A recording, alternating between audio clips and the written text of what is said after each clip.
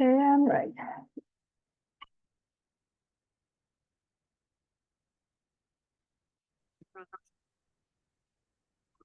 Hej Mette.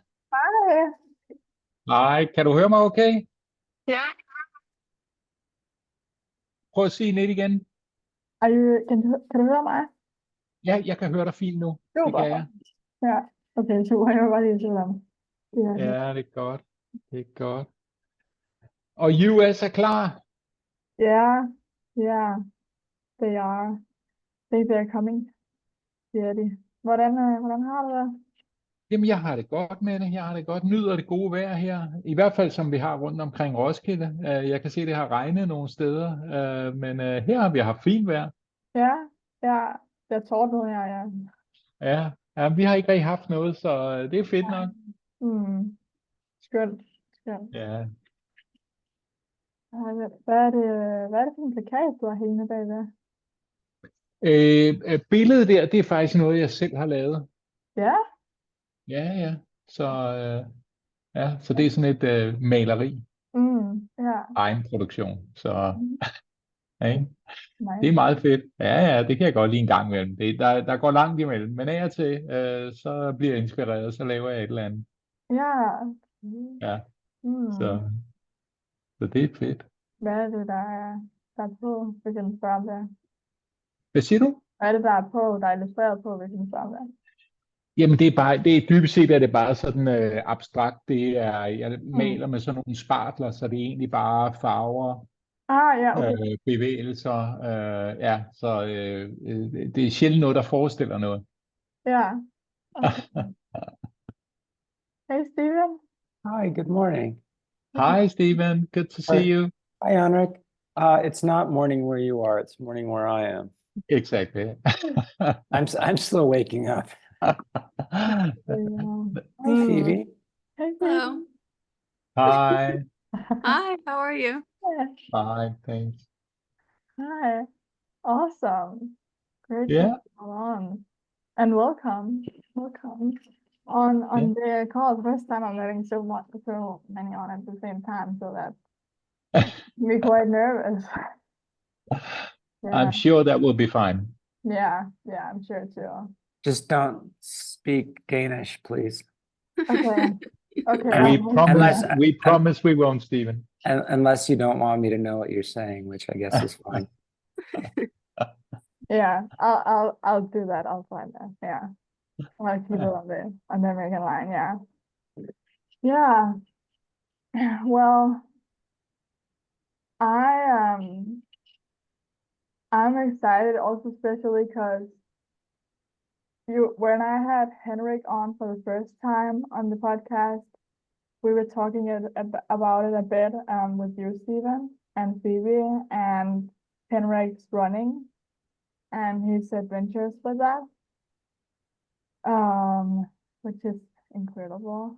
And so yeah, do you guys have any like questions for each other, or how would you like it to be? I have some questions, so like some things that I'm curious about, but I want to hear like what's in your minds. Yeah. Steven, what caught your interest when you heard about my crazy running projects? That sounds exciting and fun for sure. Yeah. Those kind of miles I'm not currently doing, so I can only imagine, is what I'm saying. Yeah. Did you run in Egypt? Yeah, it was actually in Saudi Arabia, but more or less the same. Yeah, I did. So I managed to do it 200 kilometers. But the fun part was the heat, because around 120-130 was actually in the desert part of Saudi Arabia, where it was around 40 degrees Celsius. And the additional was in Jeddah, which is at the coast, and it was slightly cooler, but it was still 33, 34. That was adding an interesting aspect to running. I did roughly 50 kilometers a day. Oh my gosh. So Yeah. what pace is that? That is around pace 6 minutes and 15-30 seconds per kilometer, not Oh, per per mile. kilometer. I know. I was thinking per mile. Jeez No, Louise. no. So Okay. that I could actually feel the effect of the heat in terms of the pace. It was really tough to keep up. When I run these long distances, I try to go for something like 10 kilometers an hour, so 6 minutes per kilometer. But that was tough in the heat. So yeah. I had to type in what 40 Celsius is. That's 104 Fahrenheit. Hmm. Yeah, is right. So you ran during the day? Yeah, I split the 50K was basically split into three sections. So I often did a section in the morning where it was okay, not that warm. Then I did a session midday where it was really, really warm. And then I did a session relatively late in the day, but of course I still needed the sunlight. But there were a number of mountains close by, so I could actually run in the shade for the last half an hour or something like that. And that makes a big, big difference. Not so much temperature-wise, but it just feels very different whether you run in the sun or whether you run in the shade. For sure. But two of my running friends who is joining me, we're going down to Hungary next week. They did this crazy run in the US where they were running in what is it called, Death Valley. Well, Yeah. that's just a few hours from my home. Not Yeah. where I am right now. I'm in Colorado, but in Yeah. Santa Monica. Yeah. Yeah, exactly. It's called the Badwater. Yeah. And it's 220 plus kilometers. And they were running in what would be 50. I think that it was heat record last year, and it was something like 55 or something. So actually, their running shoes were melting. Yeah. How many kilometers did they run? I think it's 220 something. They were running that in the heat? Yeah. Why? It sounds dangerous. They had the opportunity. It's you qualify, but that's actually not enough. Then you also need to be invited. I think it's something like 100 runners every year, and there are literally thousands that try to get in. So just being at the start line is in itself actually an effort. Yeah. So that's mid-July they do that. Yeah, it was crazy, but yeah. So compared to that, Saudi Arabia was actually quite cold. Do you like running in the heat? Yeah, I've actually always I wouldn't say enjoyed those kind of temperatures, but I've always been able to. And it's a very individual thing. You know, my daughter, who has run, I think she's run 3 marathons to date, but she has difficulties sweating. So if we go beyond 25-30, she's really struggling. And that's likely simply to be her genetic setup. And likely not something she would be able to do anything about. But I feel okay in the heat. And when we go down now to Hungary, where we'll be running, it won't be as warm as it was in Saudi Arabia, but it will still be something like 24, 25. And that's actually hot when you're out running. The ideal temperature for running is something like 12 to 15 degrees. Yeah, right. Yeah. Well, I ran the Boston Marathon a few months ago, and it was hot for me anyway, but that's 74 degrees Fahrenheit. I don't know what that translates into. Let's see what it is, 74 Fahrenheit. You're gonna look But Celsius is 23 in Celsius. But that's Which- considered to be quite hot for a marathon. Yeah, it was. Yeah. I Yeah. certainly, and a lot of people were passed out, and paramedics were helping them on the sidelines. But I can't imagine 40 degrees Celsius. That's just insane. No. But did you qualify for the Boston, or how did you get in? Because that's one of the tough ones to get into. Yeah. Well, I don't know if we want to talk about that piece, but yes, I did qualify. Yeah. It depends on how quick you are, but to automatically qualify is easier for Boston than it would be for New York, because How come on? everyone has to if you want to get automatic entrance to say New York, your time needs to be almost, I don't know, 20 minutes faster than your Boston qualifying time. Wow. Okay. So Boston in that regard is a little softer to get into, but the times keep creeping down because of shoes. I think it's the shoes. It is. Do you guys wear special shoes for your runs?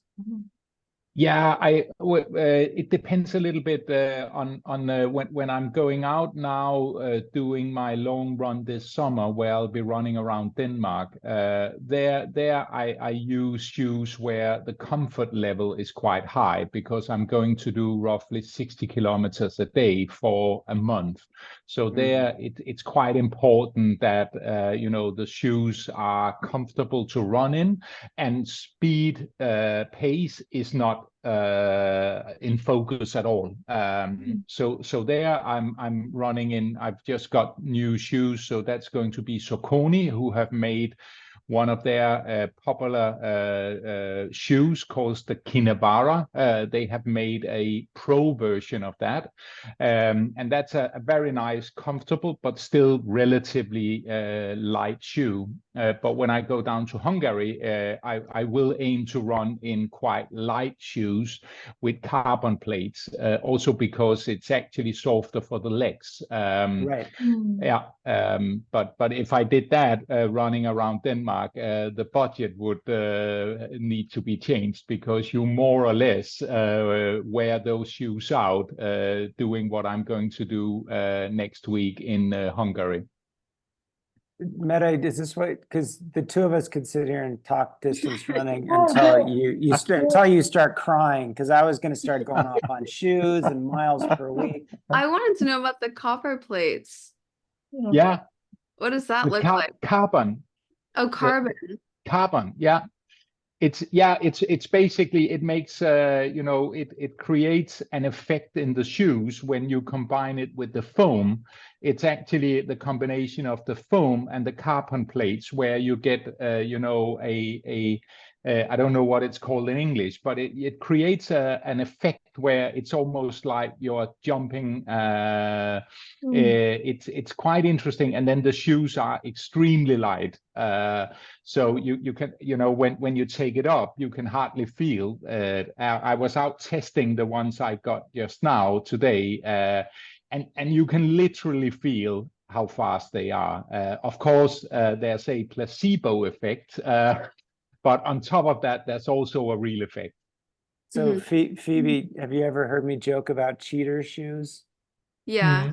Well, because the first time I ever got it, I'm 53, and the first time I've ever worn these was a year ago, Boston. So I've only run 2 marathons in them, and they're definitely cheater shoes compared to what I ran in as a kid. But Are you saying cheetah? Sorry. Phoebe's cousins, 2 of them.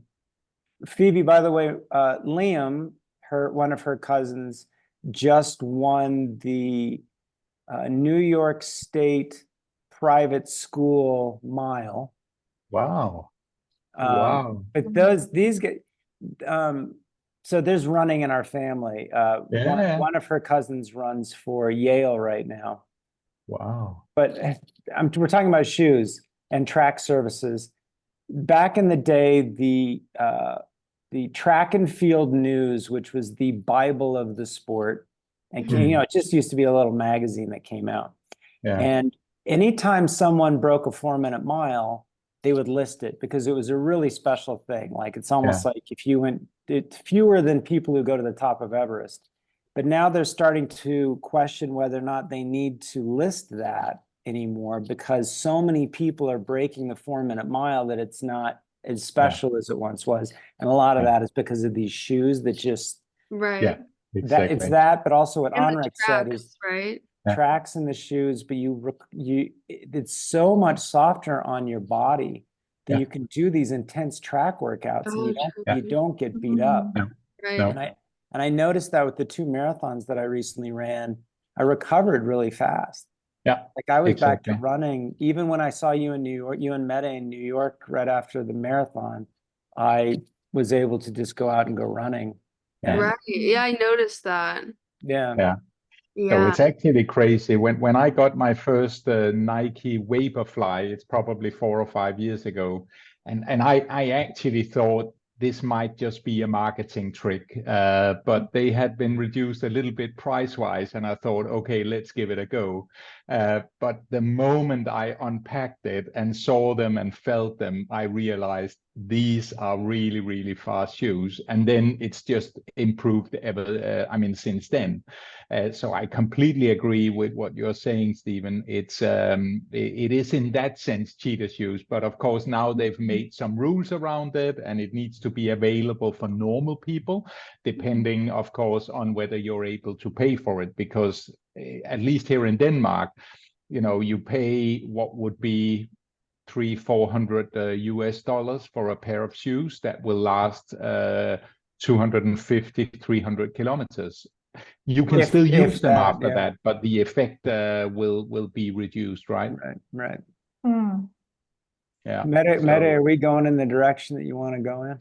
You're good. It's good. I like it. I was wondering what rules are they creating around it? Yeah, it's there are some rules in terms of, first of all, the rule is it needs to be, the shoes needs to be commercially available for everyone. And then there's something about the drop in the heel that cannot be more than 40 millimeters. And then I also think there's a limitation in terms of carbon plates. I think it's a maximum of 2 carbon plates or something like that. Right. Okay. Why? Yeah. But there are shoes in the market that you cannot use for competition, but you can use them for training, and that's exactly based on what Stephen is saying. It's you can feel the difference in terms of how fast you recover after a run. So if you're really running a lot and you want to run fast, you would buy those kind of shoes, and then you can't use them for competition. Interesting. Is that, I was thinking with something before too. What is like the most important, I guess, for you, Henrik, when you have breaks between the run from in the morning and then to lunch and then to afternoon? What is the most important thing in the break for you to like have a great start for the next? Yeah, when I was doing the 50K days in Saudi, that was practice. That was just training. So for me, it was more getting into my small bungalow with aircon, get some water, cool down before I had to go out again. But when I go down to Hungary, we've made a plan, and there I'll be taking small breaks. So we basically split the 48-hour run into the first 12 hours, where, as I recall it, every 4 hours I take a 10-minute break. And there, what I basically need to do is lay down and get my feet up, because then, you get the blood circulation going and you get some of the waste, which gets, of course, down in your feet. You get that a little bit away from that. And then as we progress into the run, I will take those short breaks more frequently. But the important thing when I have those breaks is simply lay down, get your feet up. My drinking and my eating, that is much better done when I'm actually out on the course, because I'll also be having small walking breaks, similar to the rest breaks. So when I walk, I can eat something, and then I can drink more regularly. But when you drink, it's actually better to drink something like a quarter of a liter, because it's getting into your body in a more effective way relative to drinking just a small part a lot of times. Yeah, so the body reacts better to getting something like 20-25 centiliters at once relative to sipping at all times. Yeah, then that it's the system in the body, and I only know this because an expert told me. Right. So yeah, that's really interesting to me though, because I've always been told to like in soccer to sip water instead of like have a lot of water and then let it sink. But I feel better when I take a lot of water than when I sip. Yeah, exactly. And of course, it shouldn't be a liter, it shouldn't be half a liter, but 20-25 centiliters at a time. That's most effective. And then the longest breaks, apart from these 5 to 10 minute breaks, either rest or walking, is going to be, if everything goes according to plan, half an hour. And there I can sleep a little bit, But if I can keep that going for 48 hours, I should be okay. It's very much a matter of keep on going. You don't waste a lot of distance by walking relative to running, but needless to say, you waste a lot if you sleep for 4 hours. Do you just drink straight up water, or do you make sure it has electrolytes in it or salt? Yeah, I use a product. It's a Danish developed product called Neutron, but it's similar to Tailwind and some of the other products. But this guy is a PhD and a doctor, and he's made his special blend, and I react well to that. So a lot of the water I get is with this powder, where I get energy and electrolytes and stuff like that, and then I take a small, it's called salt sticks. Depending on how warm it is, I will take that every hour, every second hour, and that's also electrolytes and stuff like that. And then I supplement with water, a little bit of gels, and then regular food, bananas, white bread, stuff like that. Pasta. Is there sugar? Is there sugar in the electrolytes?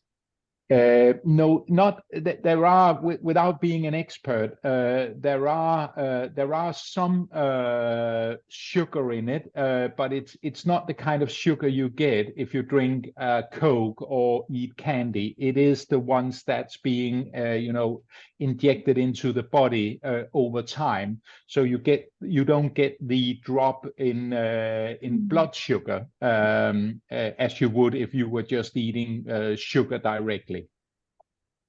Mette, I was going to share a screenshot of something. I was going to share an image, and this has to do with hydration, but sharing the screen is not enabled. So. Oh, do you want me? I could enable it. All right. But you can. Yeah. All right. I was going to send this to my brother, but so there's this sign. There's this sign at the Grand Canyon. Yeah. That has the picture of this guy. It's this picture, and it's this big warning sign that says, look, don't go down to the bottom of the canyon. Even people who are really fit, and notice it's like a fit looking, handsome man who's still vomiting, and you don't want to be Vic. So on Facebook, I'm part of this group that's called Rim to Rim to Rim. If you've ever heard of Rim to Rim to Rim. You run from the South Rim to the North Rim and back. It's 48 miles. Wow. But someone had made that shirt, and I thought it was kind of funny.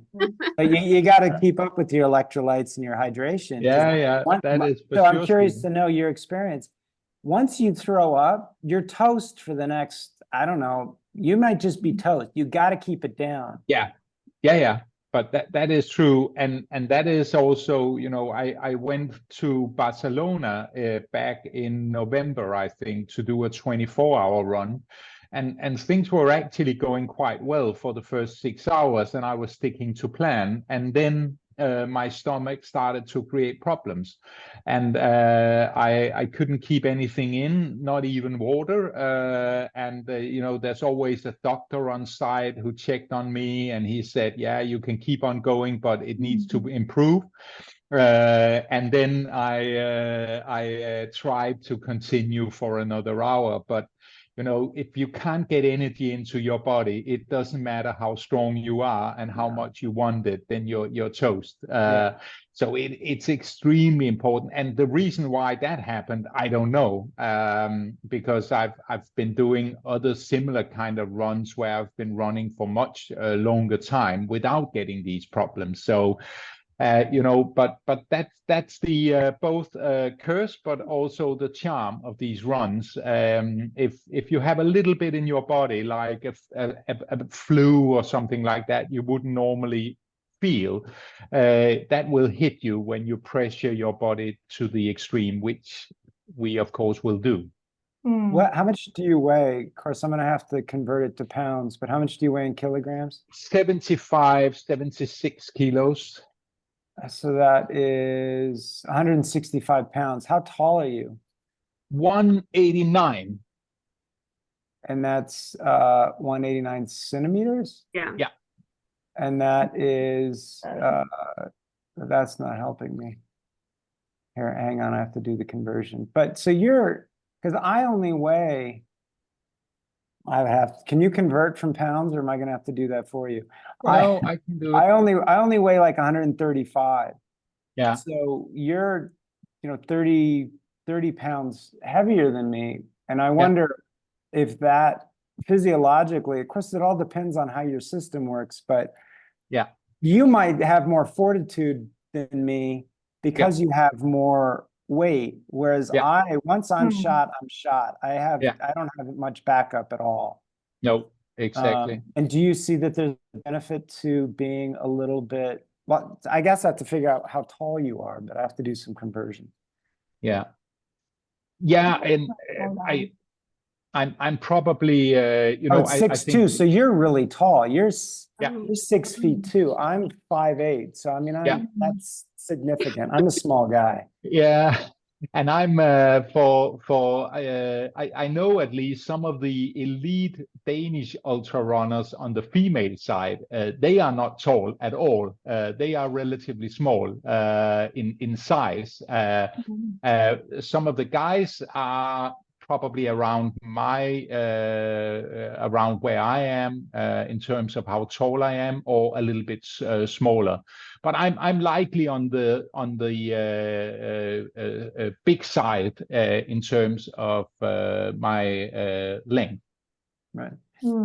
Mette, I want to ask a question. I don't know if you're about to jump in. Have you had your DNA tested to determine where your people come from? Do your people mostly come from Denmark? It's funny you asked, Stephen, because I actually took one of these, DNA things when you could, ancestry DNA or something, like one of those systems.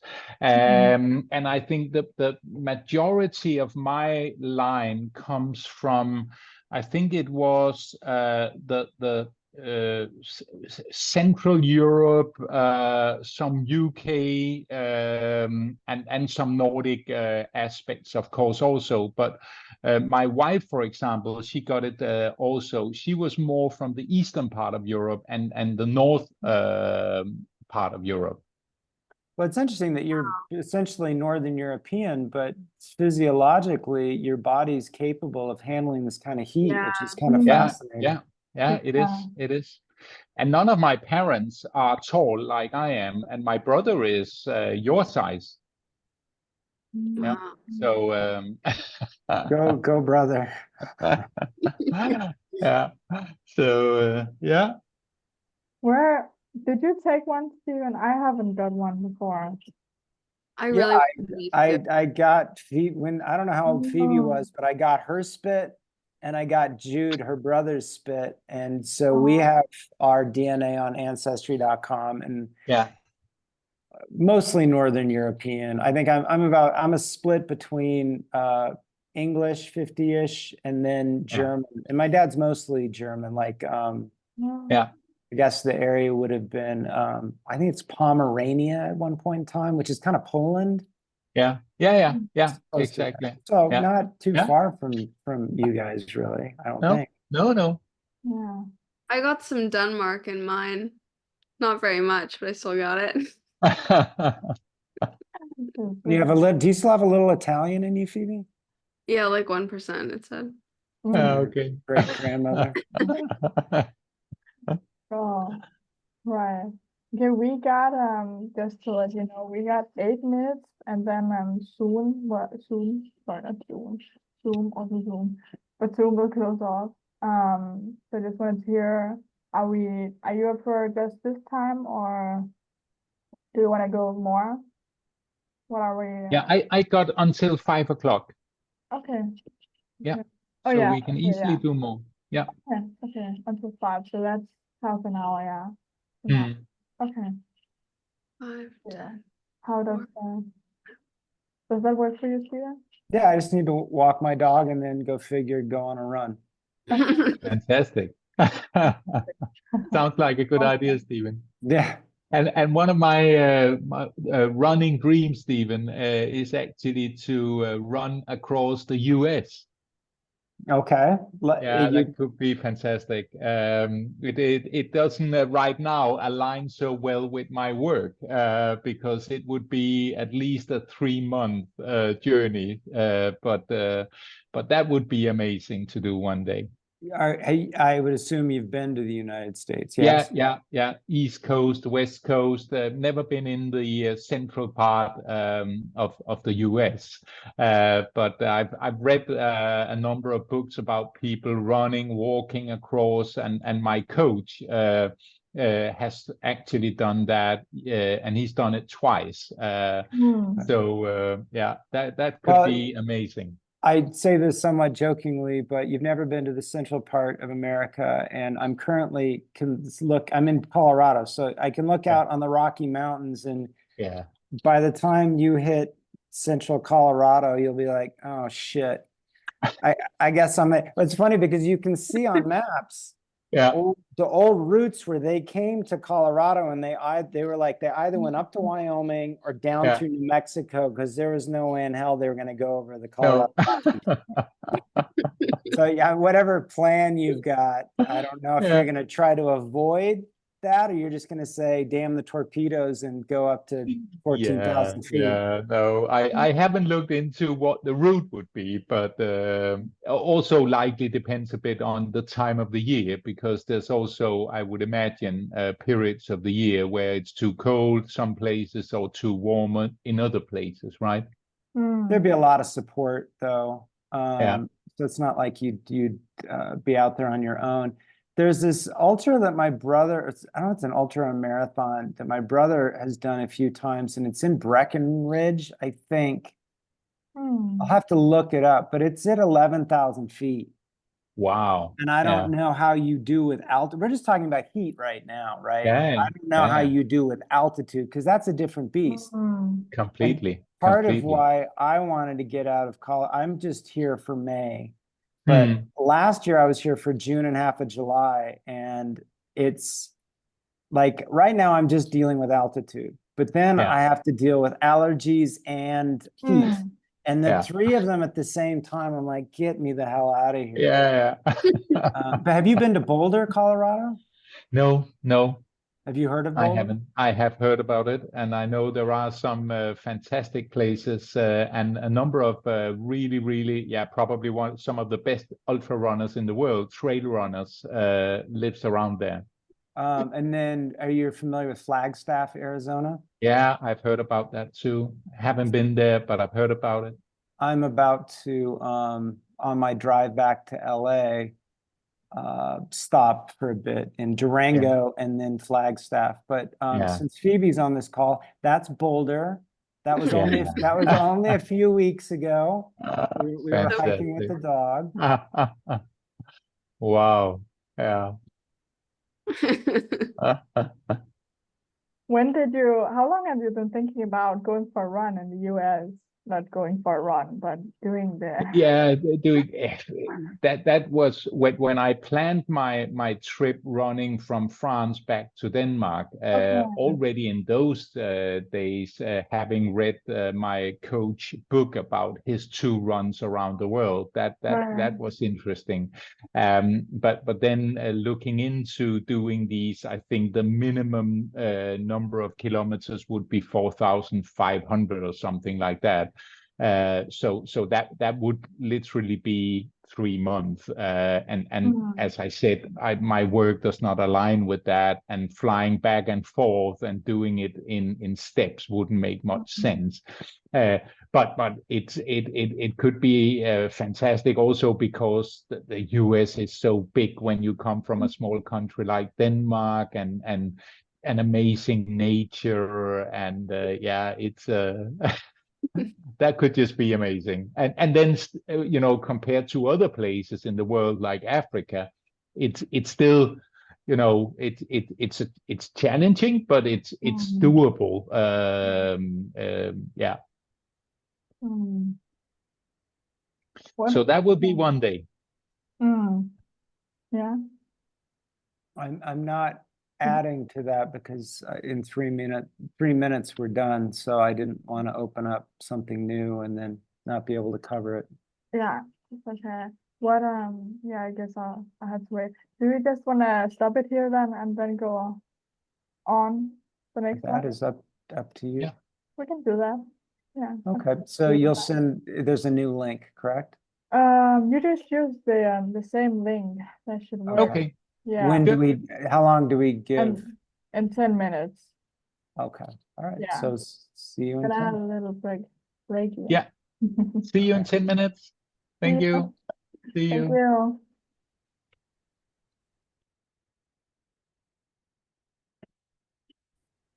Hi.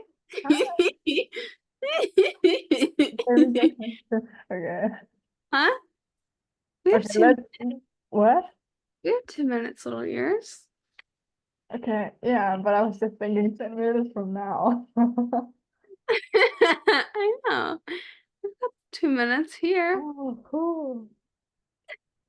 How do you feel? I feel like that went really well. I'm trying to find some questions, but I'm trying to follow along with the running lingo. Yeah, I think I don't know. I think I was curious to see where it would lead, because I was thinking that that Henrik would like talk running, because I was interested in that and we had talked about that before, and your dad, I remembered he had some thought about that, so I was thinking they are for sure easily would be able to like talk about something. Yeah. Having to like start something, but yeah, I think they definitely hit it off. yeah, I'm learning. I am this is new for me. Yeah. Yeah. We're recording this part. Yeah, it's really interesting how he's able to run so much in the heat. I can't believe he ran in that heat. No man. And then I don't know, I was thinking, at some point I was thinking about asking him like about the rules of the shoes, because I know the time is running out, but I was thinking about the like how we limit trans people, and that's like, but then I didn't know like is this Different gonna be like, conversation. yeah, I did not know how that was We're talking about carbon plates and shoes. Let's throw in trans people, trans men competing in That's like what I was sitting with, like, hold on a second minute, that wouldn't make sense to bring that out now. Yeah, that would get heated. Yeah, that would be interesting. maybe Yeah, just I don't know if let we should. everything. No. I don't think that would. I guess that's just something that I don't know. No, that's funny. Yeah.